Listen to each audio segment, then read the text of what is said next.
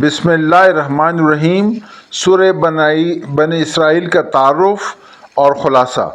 قرآن مجید میں ترتیب کے لحاظ سے 17ویں اور مکی صورت ہے اور 15 پاروں کے آغاز میں موجود ہے۔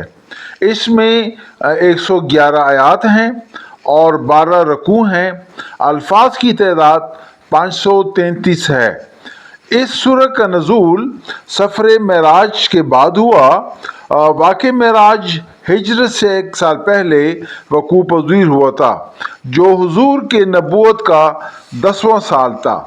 اس وقت تک اسلام کی دعوت تقریباً تمام اہل عرب تک پہنچ چکی تھی۔ اس سورہ میں واقع معراج کے ذکر نے رسالت پر مہر نبوت ثبت کر دی گئی۔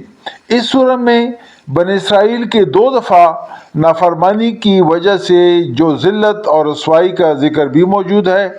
بنی اسرائیل کے معنی اللہ کا بندہ ہے اور یہ لقب حضرت یعقوب علیہ السلام کو حاصل ہے۔ اسی وجہ سے آپ کی اولاد کو بنی اسرائیل کہتے ہیں۔ اس سورہ میں بنی اسرائیل یعنی اسرائیل قوم کے عروج و زوال، عزت و ذلت کے احوال تفصیل سے بیان کیے گئے ہیں، جو کہ دیگر کسی اور سورت میں موجود نہیں ہیں۔ اس سورت کا دوسرا نام الاسراء بھی ہے۔ اسراء کے معنی ہے رات کو جانا یا رات کا سفر، اور خاص طور پر سفر کے اس حصے کو اسراء کہتے ہیں جو حضور صلی اللہ علیہ وسلم نے حرم شریف مکہ سے بیت المقدس تک رات کے پچھلے پہر کیا تھا۔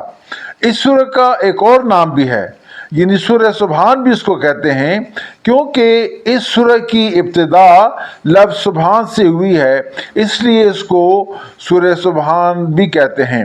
اس سورہ میں یعنی سورہ بنی اسرائیل میں زندگی گزارنے کے بہترین اصول بیان کیے گئے ہیں۔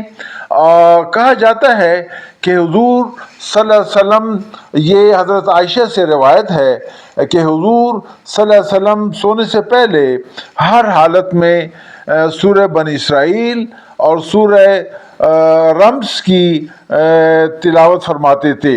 ان الفاظ کے ساتھ فیصل کو اجازت دیجیے گا۔ السلام علیکم ورحمۃ اللہ وبرکاتہ۔